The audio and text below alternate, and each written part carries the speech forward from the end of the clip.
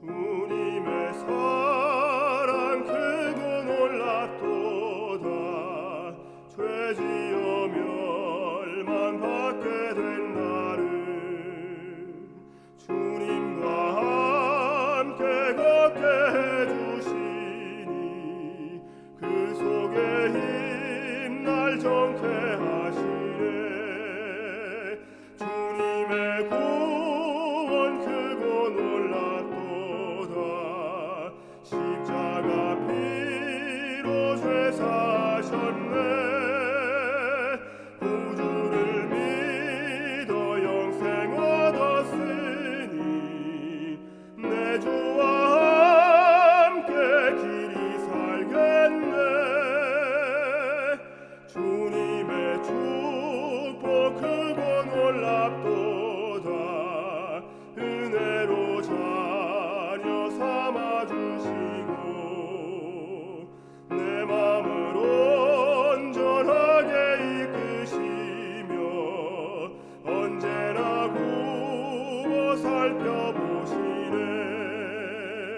주님의 구원 크고 놀랍도다. 십자가 피로 죄 사셨네. 구주를 믿어 영생 얻었으니 내 주와 함께 길이 살겠네.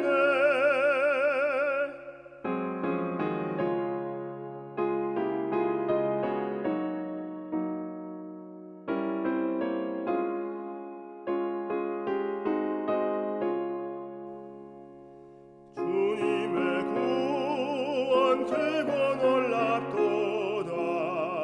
주님의 말씀 귀히 듣고서 그 뜻을 따라 행하는 자마다 영원한 생명 모두 얻었네.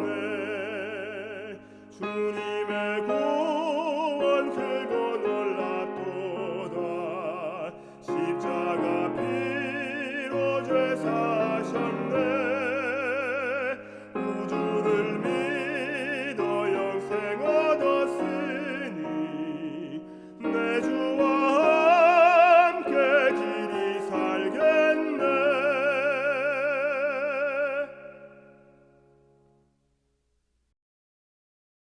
(2022년) 중화동교회 사경의 넷째 날입니다. 함께 시작하는 찬미 236장을 부르겠습니다. 찬미가 236장입니다.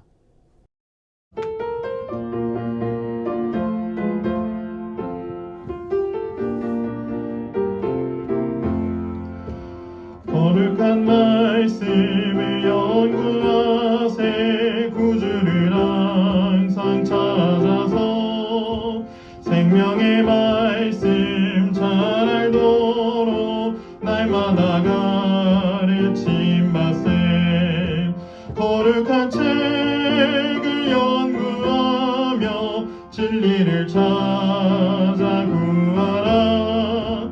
주님의 귀한 성경 말씀 우리의 인도자로다. 거룩한 말씀을 연구하세.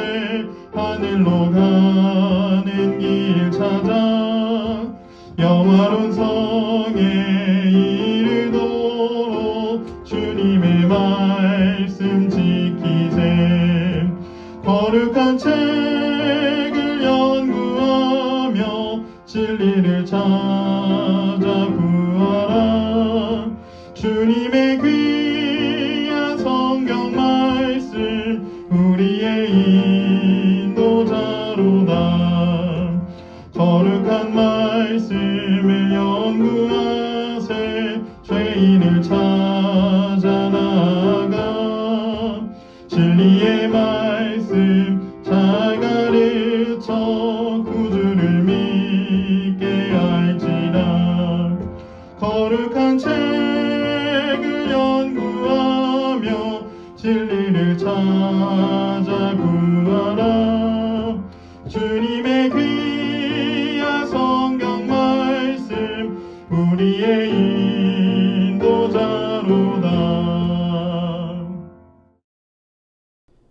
지금은 개인 기도의 시간입니다. 화면에 보이는 기도 제목을 가지고 음악이 마칠 때까지 기도해 주시기 바랍니다.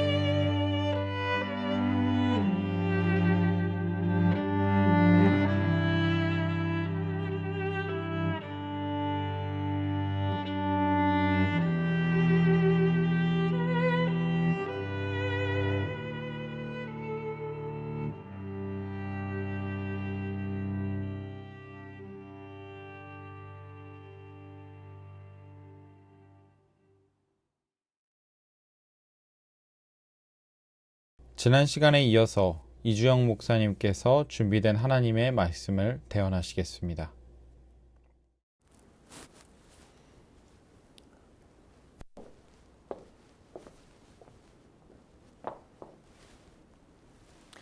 네, 성도 여러분 안녕하십니까? 우리 어제 또 우리 말씀을 우리 함께 나누었고요. 또 오늘도 우리가 함께 말씀을 나누도록 하겠습니다. 우리가 평소에 그 요한계시록에 대하여 또 생각해 보았던 것, 또 남은 자손과 선악의 대쟁투에 대해서 생각했던 것과는 사뭇 다른 내용들, 다른 관점의 내용들을 이렇게 보시다 보면 조금 오해가 있으실 수도 있습니다. 하지만 여러 번 말씀드린 것처럼 이번 그 교제의 핵심은 어떤 그 남은 자손의 어떤 사명이라고 하는 것을 굉장히 중점적으로 이해하고 있습니다. 그래서 남은 자손의 특징도 역시 남은 자손의 사명과 연관하여 이해하고 있고요. 그리고 요한계시록 12장의 내용도 역시 어떤 남은 자손의 출현과 관련하여 핵심적인 가치를 예수 그리스도의 십자가에 두고 이해하다 보니 어떤 우리가 기존에 이해하고 있던 내용과는 좀 부분에서 좀 다른 부분이 있을지라도 그것이 틀린 것이라고 보기는 어렵습니다. 그렇기 때문에 우리 성도님들이 다시 한번 자세히 한번 살펴보시고 또 그 내용들을 십자가라고 하는 것을 중심으로 이 대쟁투의 역사를 바라볼 때 어떻게 생각하고 어떻게 볼 수 있는지를 한번 생각해 보셨으면 좋겠습니다. 물론 요한계시록 12장에서 하늘의 전쟁을 어떤 십자가에서의 전쟁으로 우리가 생각한다 할지라도 하늘에서의 전쟁이 없었던 것은 아닙니다. 하늘에서 전쟁이 있었고요. 그리고 그 결과로 사단과 그의 천사들이 그의 지위에서부터 쫓겨난 것은 사실이었습니다. 하지만 궁극적으로 그러한 모든 것이 완전하게 패배가 확정된 것은 예수 그리스도의 십자가라고 하는 것은 바꿀 수 없는 사실입니다. 그래서 예수 그리스도의 십자가를 중심으로 요한계시록 12장의 대쟁투의 역사를 이해해 보는 것입니다. 자, 오늘은 우리가 제 4장 남은 자손의 사명에 대해서 우리가 함께 또 살펴보도록 하겠습니다. 우리 한번 말씀 먼저 읽도록 하겠습니다. 시작. 또 보니 다른 천사가 공중에 날아가는데 땅에 거하는 자들 곧 여러 나라와 족속과 방언과 백성에게 전할 영원한 복음을 가졌더라. 요한계시록 14장 6절에 있는 말씀입니다. 이제 요한계시록 14장 6절부터 시작해서 첫째 천사의 기별, 둘째 천사의 기별, 셋째 천사의 기별. 우리가 세 천사의 기별이라고 말하는 굉장히 중요한 그 기별을 우리가 또 살펴보게 될 것입니다. 우리 남은 자손의 사명 부분을 우리 함께 공부할 텐데요. 우리가 첫 번째로 우리가 생각해 볼 부분은요. 사명을 위한 부르심. 그래서 하나님께서 자기의 백성들에게 사명을 주실 때는 또 그들을 부르십니다. 사람을 부르시고요. 민족을 부르시고요. 백성을 부르시고요. 그리고 부르시고 그들에게 사명을 맡기십니다. 또한 사명을 맡기실 뿐만 아니라 그 일을 행할 수 있는 능력 또한 주시는 것을 우리가 역사를 통해서 볼 수 있습니다. 그리고 두 번째로 남은 자손의 삼중 사명입니다. 이렇게 부르심이 매 시대마다 있었고 특별히 마지막 시대를 위하여 마지막 남은 자손을 부르셨을 때 그들에게 주신 삼중 사명이 무엇인지를 우리가 한번 생각해 보도록 하겠습니다. 그리고 오늘 세 번째로 세 천사의 기별에 대해서 우리가 또 한번 살펴보도록 하겠습니다. 자, 우리 가장 첫 번째로 우리 말씀 들어가기 전에 우리 72쪽에 있는 말씀을 우리 한번 읽어보고 또 이어서 시작해 보도록 하겠습니다. 세상 역사 속에서 남은 자손은 시대를 불문하고 언제나 하나님께서 위탁하신 사명을 이루기 위해 이 땅에 존재했다. 마지막 시대의 남은 자손도 또한 이와 똑같은 이유로 하나님의 부르심을 받고 오늘날 이 땅에 존재하고 있다.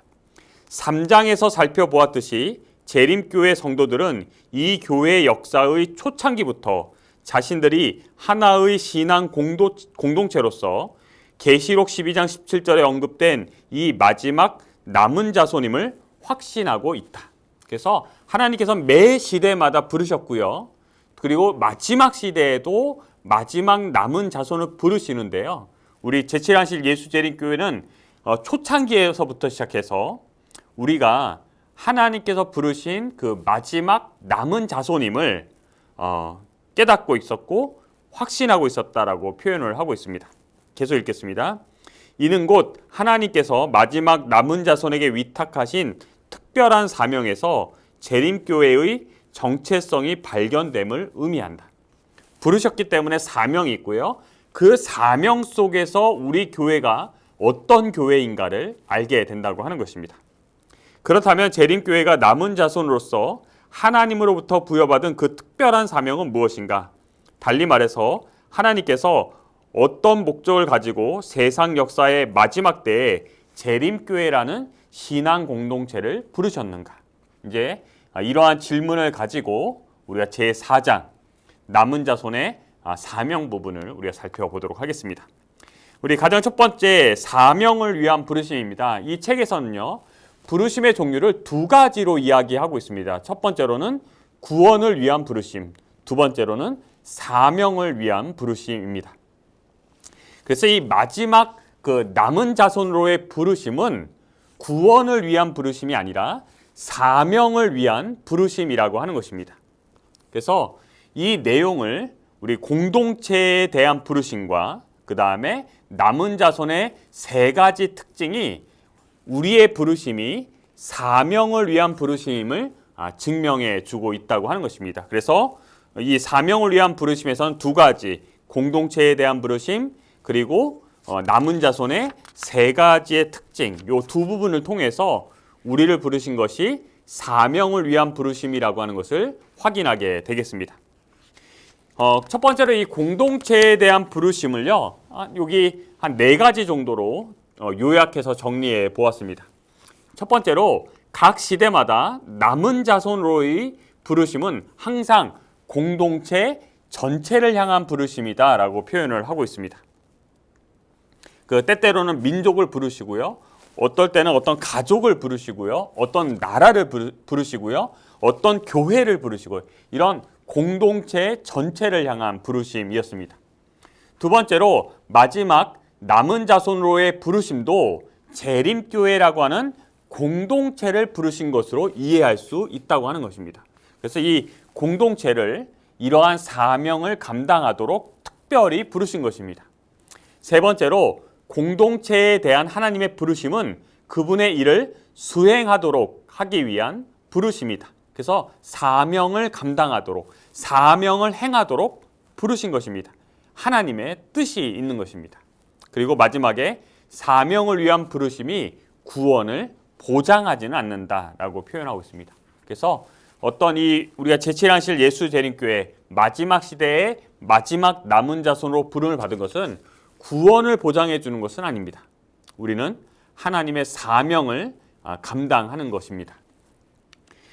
우리 이제 두 번째 이 남은 자손의 세 가지의 특징을 살펴보면 이 부분을 더 확실하게 이해할 수 있겠습니다. 사명을 위한 부르심이라는 거예요. 자, 첫 번째로 이 남은 자손의 세 가지의 특징은 하나님의 계명을 지키고 예수의 증거를 가지고 예수 믿음을 지키는 자라고 우리가 지난 시간에 함께 살펴보았습니다. 지난 시간에 살펴본 것처럼 이 남은 자손의 세 가지 특징은 남은 자손의 사명과 밀접하게 연결되어 있다라고 우리가 지난 시간에 공부하였습니다. 여기 보시면요. 세 가지의 특징이 모두 개인의 구원이 아닌 하나의 공동체로서의 그들의 사명과 연관되어 있다는 것입니다. 이게 다 사명과 연관되어 있다는 거예요. 구원을 보장하는 것이 아니라 사명을 말해주고 있다고 하는 것입니다. 우리 첫 번째, 우리 하나님의 계명입니다. 우리가 믿음으로 말미암는 의의 구원에 대한 기별에서 확인하고 또 로마서와 또 사도 바울의 여러 권면들을 통해서 확인하는 것처럼 하나님의 계명을 지키는 것은 구원을 위한 조건도 구원을 받는 방법도 아니라고 하는 것입니다. 구원의 길은 오직 예수 그리스도를 믿는 믿음으로 우리가 구원을 경험하게 되는 것입니다. 그렇기 때문에 남은 자손이 하나님의 계명을 지키는 그 특징을 갖는 이유는 하나님의 택함 받은 무리, 부르심을 받은 무리로서 그분이 위탁하신 사명을 수행하기 위한 것이다라고 하는 것입니다. 그래서 우리가 하나님의 계명을 지키는 것은 개인의 구원을 위한 부르심이 아니라 사명을 위한 부르심이라고 하는 것을 말해주고 있다고 하는 것입니다. 두 번째로 예수의 증거입니다. 예수의 증거를 가지는 것도 역시 구원의 조건은 아닙니다. 왜냐하면 인간 구원을 위한 완전한 지식은 어디에 담겨 있냐면 성경에 다 주어져 있기 때문입니다. 성경을 통하여 다 제공하셨기 때문입니다. 우리가 성경을 통하여 구원에 이르는 진리를, 구원에 이르는 믿음을, 구원에 이르는 지식을 모두 다 얻을 수 있는 것입니다. 그렇기 때문에 마지막 남은 자손에게 예수의 증거를 주신 것은 그들을 사탄과의 마지막 싸움에서 승리할 수 있도록 이끌어 주시기 위함이고, 이처럼 사명 완수를 위한 지침서로서 주어진 하늘의 기별이 바로 예수의 증거라고 하는 것입니다. 우리가 지난 시간에 그 예수의 증거를 주신 이유에 대해서 생각해 보았습니다. 그래서 대쟁투의 역사를 우리가 한눈에 볼 수 있고요. 또 사탄의 전략이 무엇인지를 알 수 있고요. 또 우리가 어떻게 그것을 이겨낼 수 있는지를 우리가 예수의 증거인 예언의 신의 말씀을 통해서 우리가 알게 되는 것입니다. 그러나 인간의 구원의 역사를 위한 것은 성경을 통하여 다 이미 주어진 것입니다. 그렇기 때문에 마지막 남은 자손에게 예수의 증거를 주신 것은 구원을 위한 부르심이 아니라 사명을 위한 부르심이라고 하는 것을 우리에게 확인시켜 준다고 하는 것입니다. 그 다음에 세 번째로 예수 믿음입니다. 예수 믿음.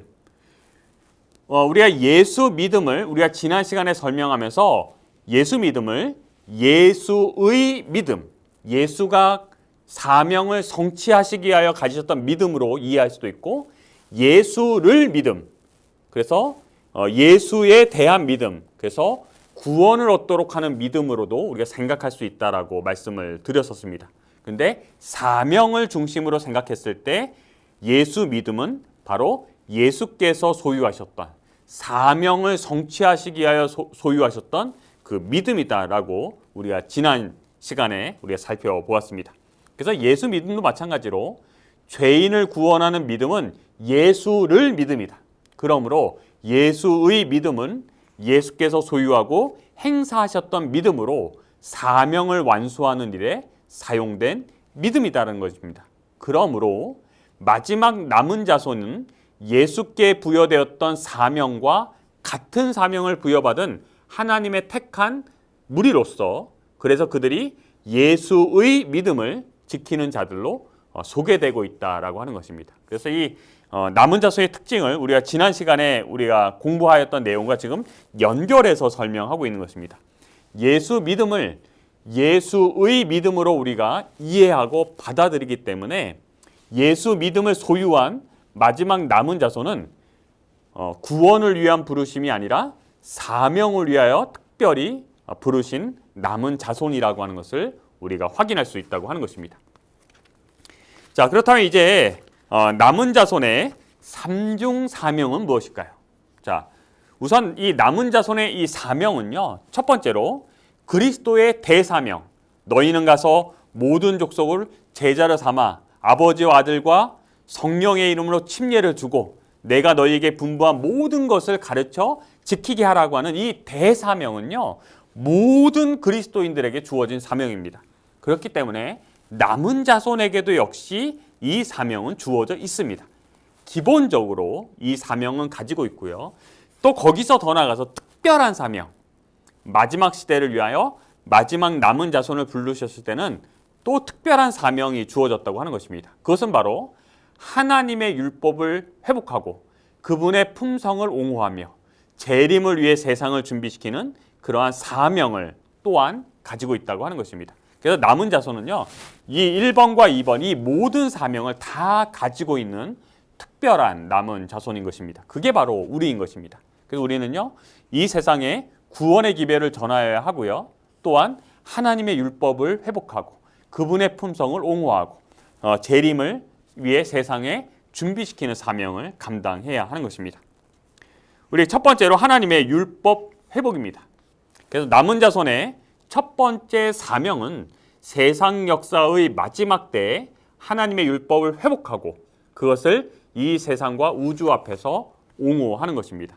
하나님의 율법이 변함이 없음을, 하나님의 율법은 완전함을 우리가 보여주는 것입니다.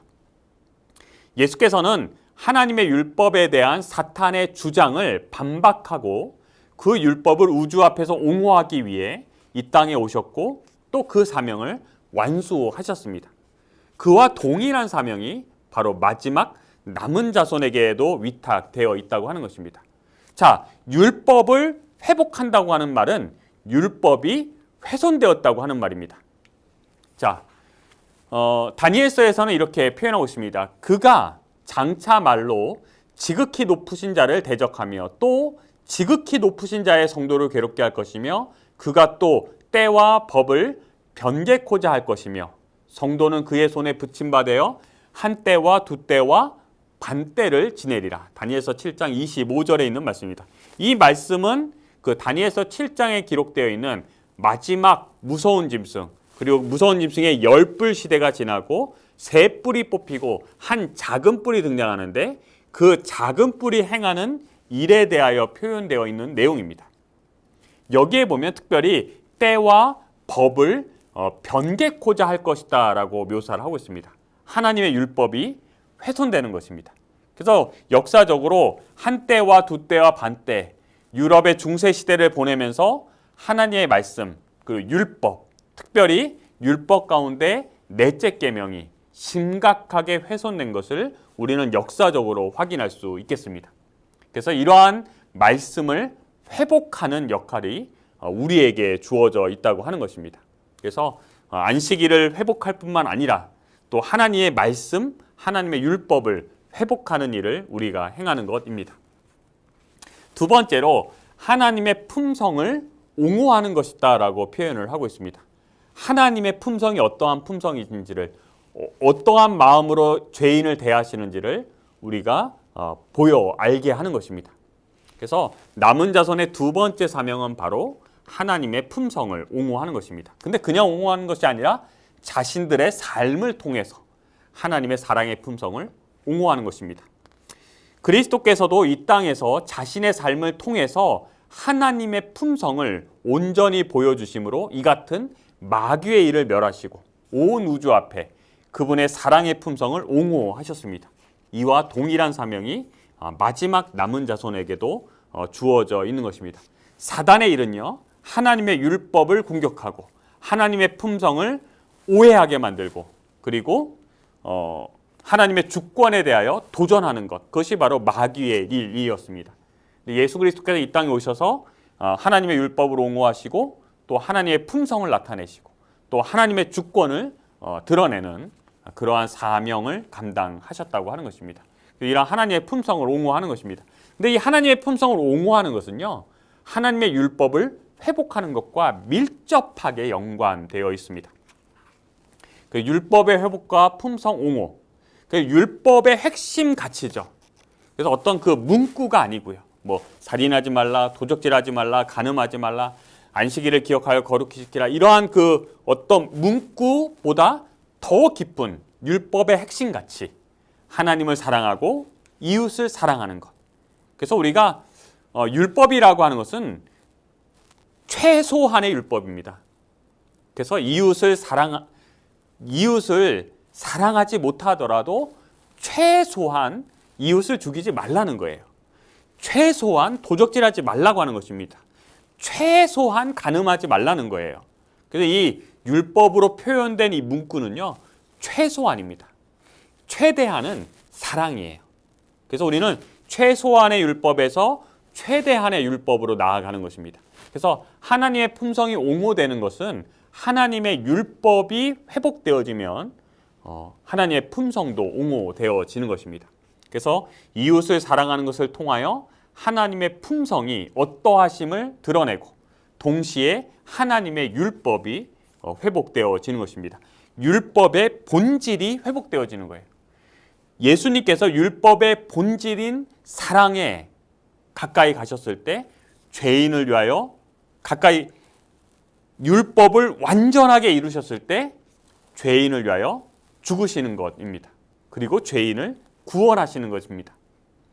그러한 놀라운 사명을 감당하신 것입니다. 그래서 우리도 역시 이웃을 사랑할 때 바로 율법도 회복되어지고 하나님의 품성도 옹호되어지는 것입니다. 그리고 마지막으로 세 번째 사명으로 재림을 위해 세상을 준비시키는 것이다라고 표현하고 있습니다. 그 의미는 무엇인가? 우리가 이 세상에 있는 모든 사람을 다 구원할 수 있는 것은 아닙니다. 또 성경도 역시 멸망만든 자들이 있을 것이다라고 표현을 하고 있습니다. 그래서 이 준비시킨다고 하는 것은 무엇인가? 그것은 곧 그들이 세상 사람들로 하나님이 어떤 분이신지를 분명히 깨닫게 해주는 것을 의미한다. 그래서 우리가 이제 새 천사의 기별에서 우리가 확인할 것인데요. 바로 하나님이 어떤 분이신지를, 하나님의 그 품성을, 하나님의 그 능력을 나타내 보이는 것입니다. 알게 하는 것입니다.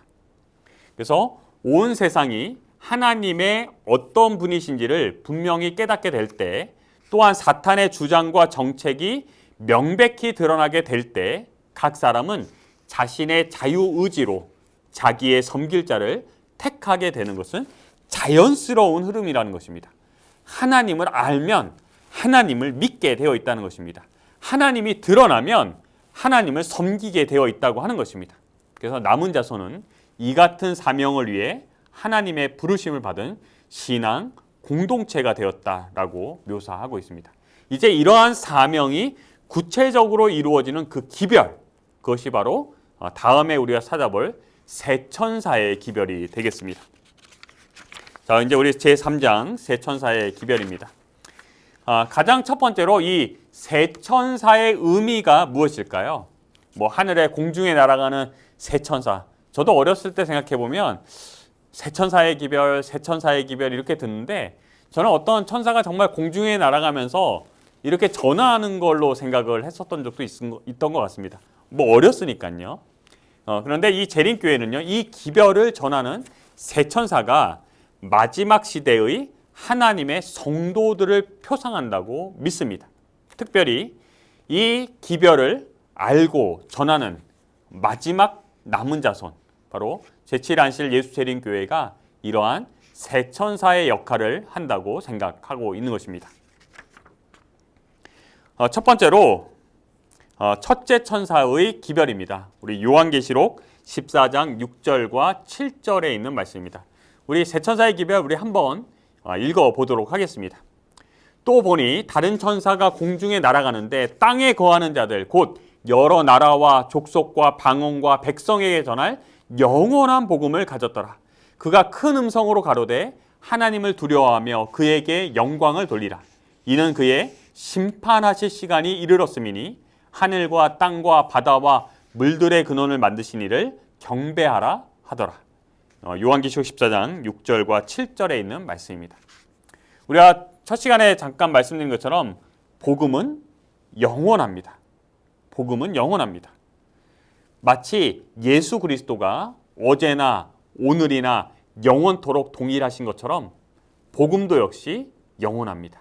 그래서 우리가 복음에 대하여 두려워하지 않아야 할 것입니다.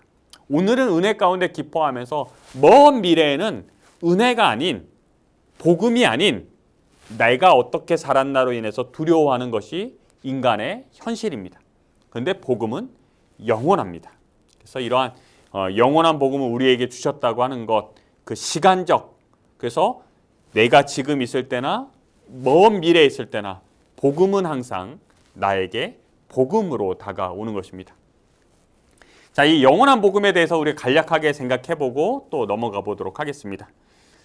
이 영원한 복음에 대해서 일반적인 이해는요, 죄인의 구원과 연관하여 생각할 수 있습니다. 예수님께서 우리를 위하여 십자가에 죽으시고 예수 그리스도께서 우리에게 생명을 주셨다는 것, 그것 자체가 복음이 될 것입니다. 그런데 지금 우리는요, 어떤 구원을 위한 부르심이 아니라 사명을 위한 부르심에 초점을 맞추고 있습니다.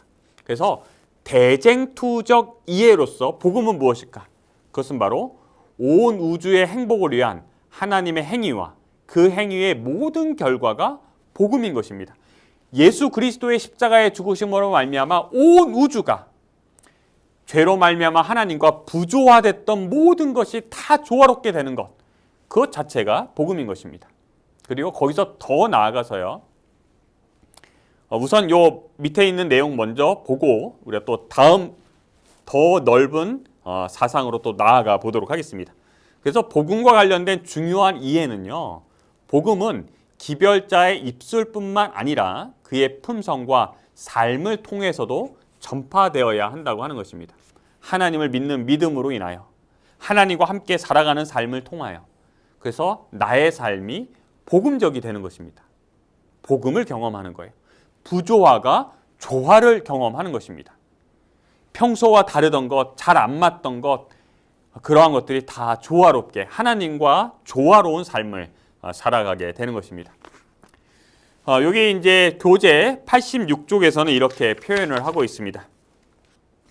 첫째 천사에 의해 전파된 영원한 복음은 인류 구원에 관한 복된 소식이라는 한정된 의미보다는 모든 피조물에게 언제나 복된 소식이 되는 창조주 하나님이라는 확대된 의미로 이해되는 것이 훨씬 더 타당하다. 그래서 복음이라고 하는 것은 어떤 문구, 어떤 문장이 아니라 창조주 하나님 자신이 바로 복음이 되신다고 하는 것입니다. 그래서 복음이라고 하는 개념을 어떤 문장보다는 인격적인 존재, 즉 예수 그리스도 자신이 복음 되시고 창조주 하나님이 바로 복음이심을 강조하여 나타낸 문장이 되겠습니다. 그래서 예수님이 계신 것이 복음이에요. 예수님과 함께 살아가는 것이 하늘입니다. 그것이 바로 하늘을 경험하는 거예요. 하나님과 조화된 삶을 살아가는 것입니다. 그게 복음이에요. 하나님 자신이 복음입니다. 그리고 이어서 영원한 복음의 내용에 대해서 설명을 하고 있습니다.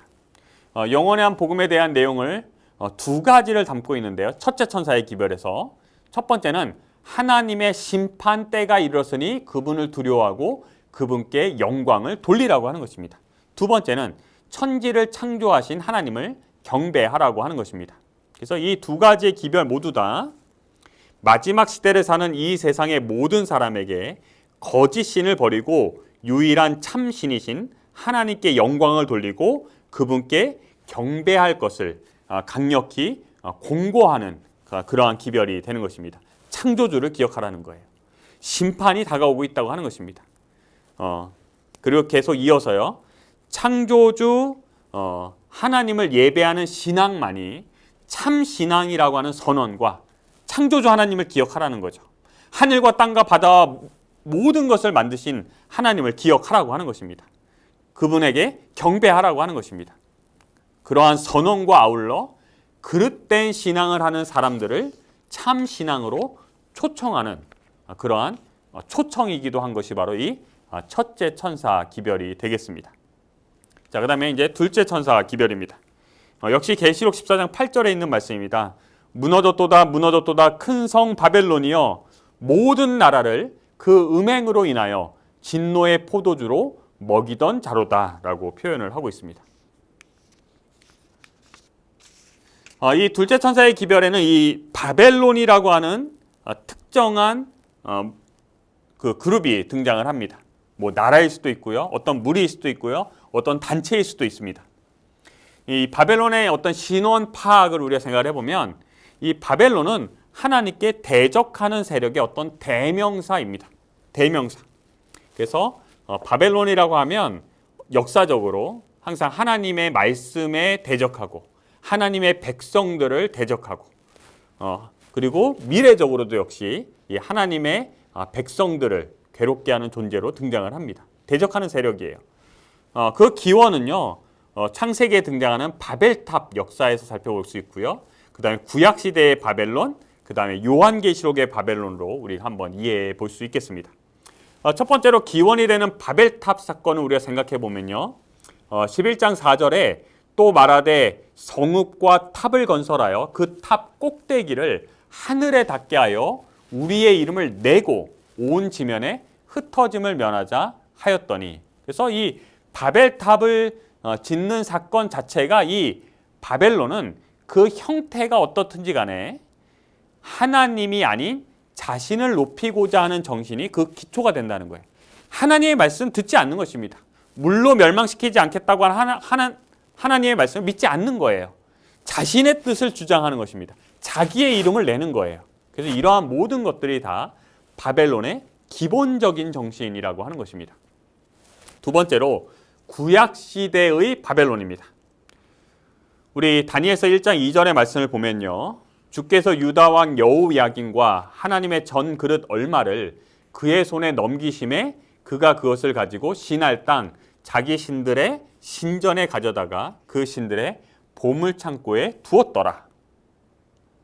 이 역사적으로 이 구약 시대에 나타나는 이 바벨론 제국은요, 하나님의 성전을 회파하고 그 기명들을 탈취해 감으로 그분이 제정하신 예배 제도를 파괴하였습니다. 더 나아가서 그 나라는 하나님의 백성들을 포로로 붙잡아와서 그들에게 자신들이 섬기는 거짓 신들을 섬기도록 강요하였습니다. 성전을 무너뜨렸고요, 성전의 기명들을 빼앗아 왔고요, 백성들을 데리고 와서 우상을 숭배하게 만들었습니다. 그래서 다니엘서의 역사를 살펴보게 되면 그 이름까지도 바꿉니다. 그래서 다니엘, 하나냐, 미사엘, 아사랴 모두 다 하나님, 여호와 하나님과 관련된 이름이었어요. 하나님은 나의 재판장이시다. 그 다음에 여호와는 의로우시다. 누가 하나님께 속하였는가? 여호와께서 도우신다. 이렇게 하나님의 이름이 드러나는 그러한 이름을 가진 이 다니엘과 하나냐와 미사엘과 아사랴의 이름을 이 바벨론에서는 바벨론식 이름으로 바꿔버립니다. 벨드사살, 벨이 그의 생명을 보호할 것이다. 사드락, 뭐 정확하진 않지만 월신을 경배하는 자.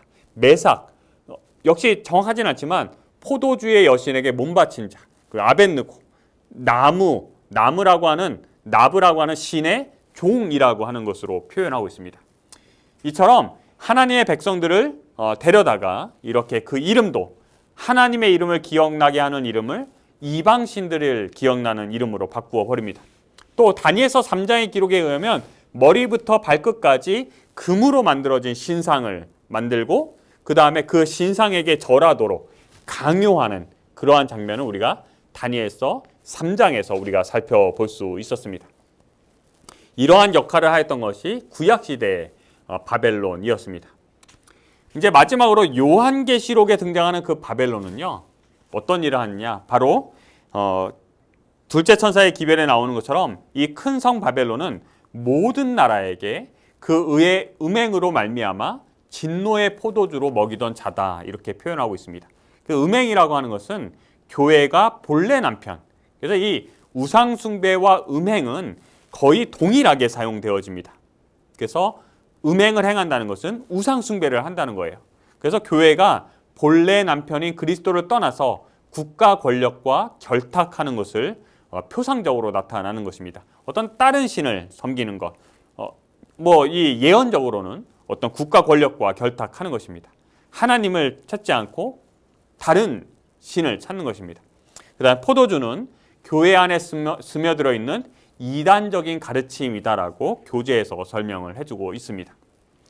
이러한 요한계시록의 바벨론은요, 역사적으로는 배도하고 타락한 교회에 적용되어지고 또한 영적으로는 또 처음의 순수함을 상실한 채 하늘의 원칙과 세상의 원칙이 섞여서 혼잡한 모습이 되어 있는 어떤 개인의 신앙 상태도 묘사할 수 있다라고 이 책에서는 묘사를 하고 있습니다. 굉장히 두렵죠. 하지만 핵심적인 것은 하나님은 우리를 죄는 미워하시나 죄인은 사랑하시는 분으로 우리를 끝까지 사랑하시고 계시다는 것입니다. 근데 이러한 바벨론이 무너졌다는 것입니다. 무너졌다 큰 성 바벨론이요. 그래서 어떤 자신의 뜻을 높이려고 했던 하나님의 백성으로 하나님을 섬기지 못하게 하는 어떤 음행을 저지르는 그리고 하나님의 예배, 성전을 무너뜨렸던 그러한 바벨론이 무너졌다고 하는 것입니다. 이 말씀은 요한계시록 18장 4절에 등장하는 말씀과 연관되어서 이제는 거기서 내 백성아 거기서 나와 그의 죄에 참여하지 말고 그가 받을 재앙들을 받지 말라고 하는 음성으로 이제 전달되어지는 것입니다. 거기서 나으라는 거예요. 바벨론에서 나으라고 하는 것입니다. 그래서 첫 번째로는 배도한 교회들에 몸담고 있는 하나님의 참 백성들에게는 거기서 나올 것을 종용하는 기별이고, 또 하나는 아까 우리가 개인적인 신앙의 상태도 살펴보았죠. 그래서 믿는 개인들에게는 처음에 단순하고 순수한 신앙으로 돌아갈 것을 강권하는 기별이다라고 표현을 하고 있습니다. 그래서 이러한 두 가지의 의미를 다 포함하고 있습니다. 우리 셋째 천사의 기별, 우리 말씀 같이 읽어보도록 하겠습니다. 또 다른 천사 곧 셋째가 그 뒤를 따라 큰 음성으로 이르되 만일 누구든지 짐승과 그의 우상에게 경배하고 이마에나 손에 표를 받으면 그도 하나님의 진노의 포도주를 마시리니 그 진노의 잔에 섞인 것이 없이 부은 포도주라. 거룩한 천사들 앞과 어린 양 앞에서 불과 유황으로 고난을 받으리니 그 고난의 연기가 세세토록 올라가리로다. 짐승과 그의 우상에게 경배하고 그의 이름의 표를 받는 자는 누구든지 밤낮 쉼을 얻지 못하리라 하더라. 요한계시록 14장 9절부터 11절에 있는 말씀입니다. 이 셋째 천사의 기별은요, 짐승과 그 짐승을 위해 만든 우상에게 경배하는 자들에게 대한 경고의 기별입니다. 이 요한계시록 13장에 등장하는 세력이요, 용, 그 다음에 첫째 짐승, 복합 짐승이었죠. 그리고 새끼 양 같은 짐승, 그 다음에 짐승의 우상, 이러한 세력들이 등장을 합니다. 용은 사단이었고요.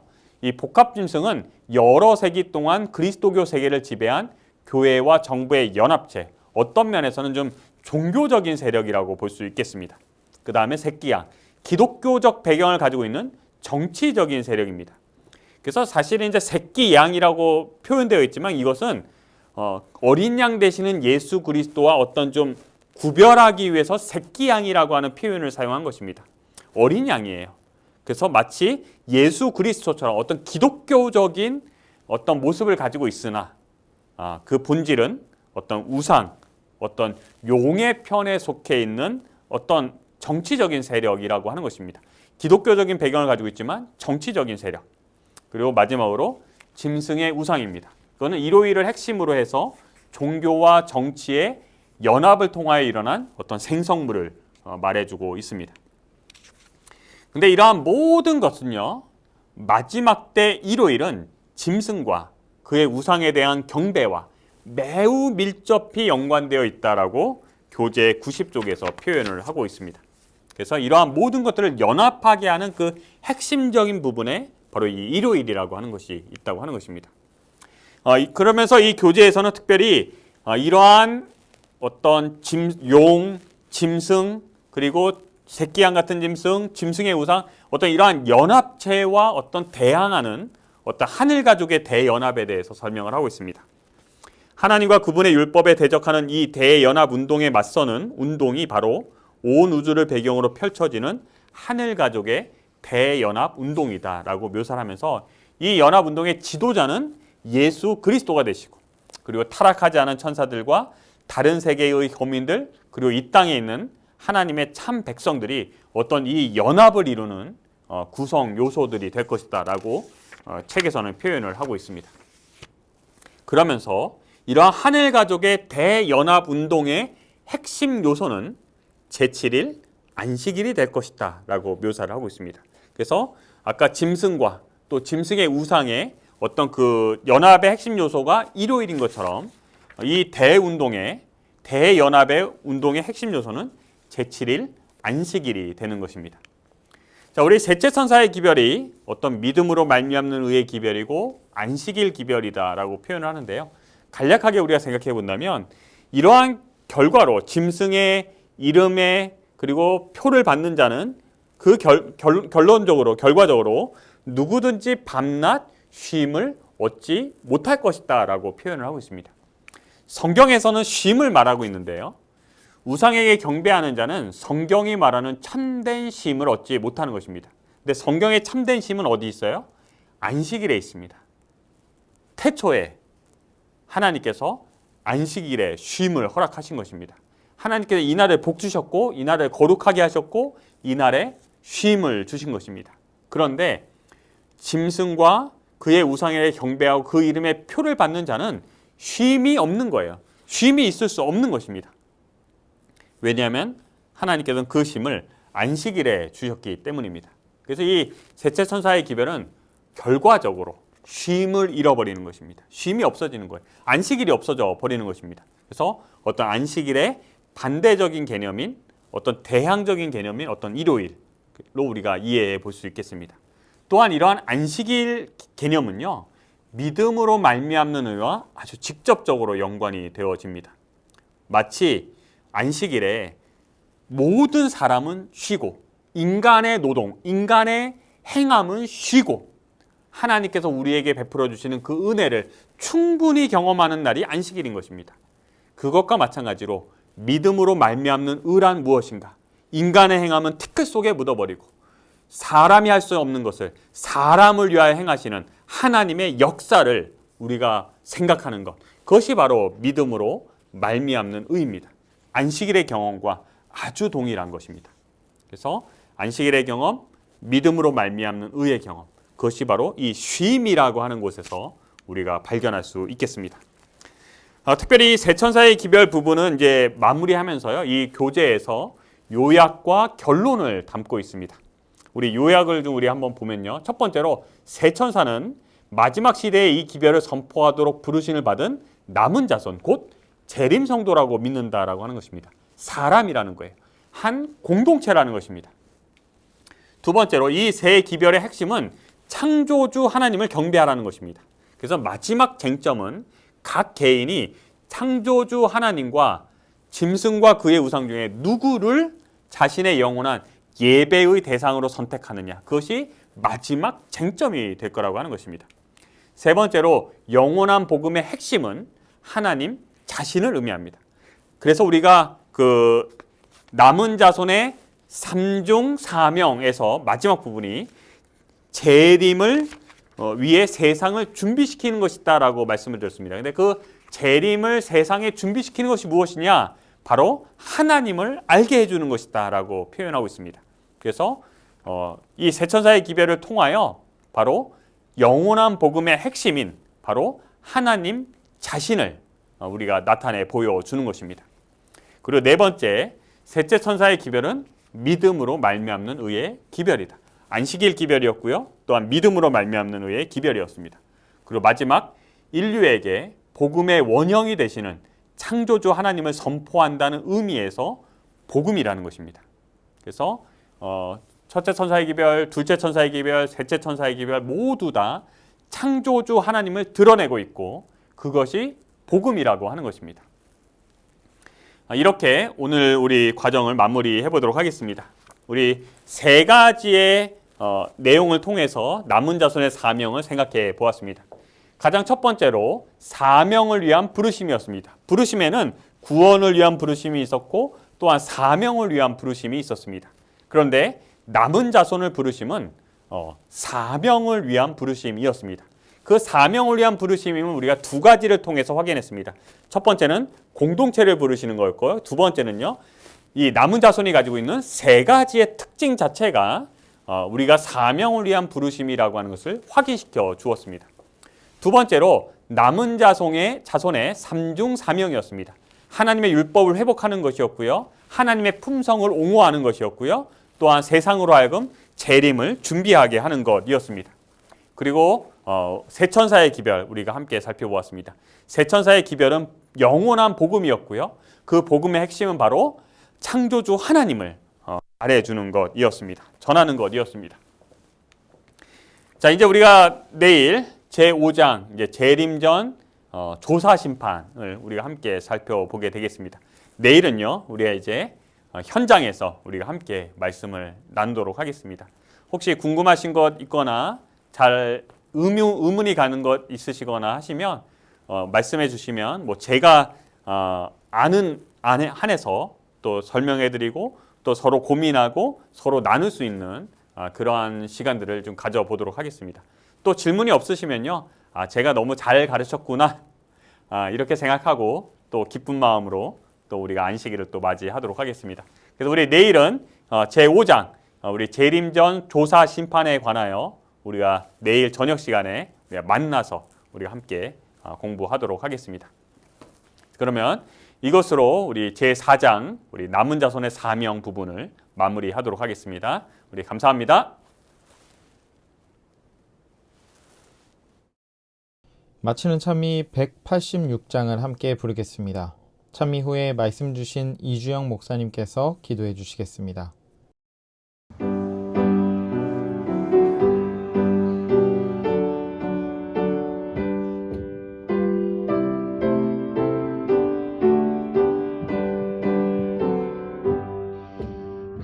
일들을 이루신 하나님께 그 영광을 돌리며 찬양하세. 그 아드님 세상에 오심으로 만 백성의 생명문 열리었네. 찬양해 주님을 큰 소리로 찬양해 주님을 모두 기뻐하라. 만 백성들 모여서 찬양하세. 큰 일들을 이루신 하나님께 그 완전한 구원을 이루시려 주 보혈을 흘리며 희생했네. 그 언약을 믿으면 누구든지 곧 용서를 얻고서 자유하리. 찬양해 주님을 큰 소리로 찬양해 주님을 모두 기뻐하라. 만 백성들 모여서 찬양하세.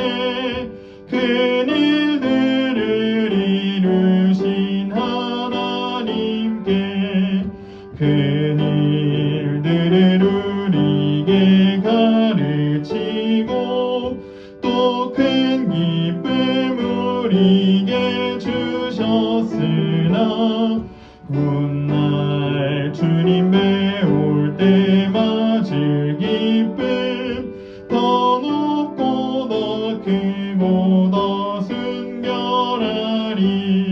찬양해 주님을 큰 소리로 찬양해 주님을 모두 기뻐하라. 만 백성들 모여서 찬양하세. 큰 일들을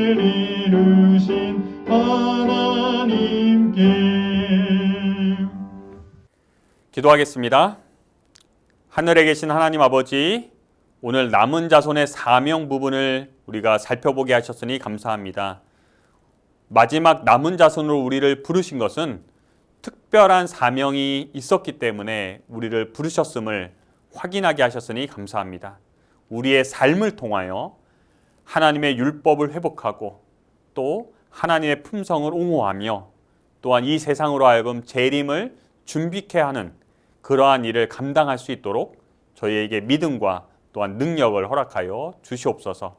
세천사의 기별의 그 핵심을 이해하고 또 세천사의 기별을 이 세상에 전하는 것을 통하여 우리 하나님이 어떠한 분이신지를 보여주고 또 재림을 준비케 하는 그러한 일을 행하는 우리 남은 자손으로서의 삶을 살아갈 수 있도록 인도하여 주시옵소서. 예수님의 이름으로 기도합니다. 아멘.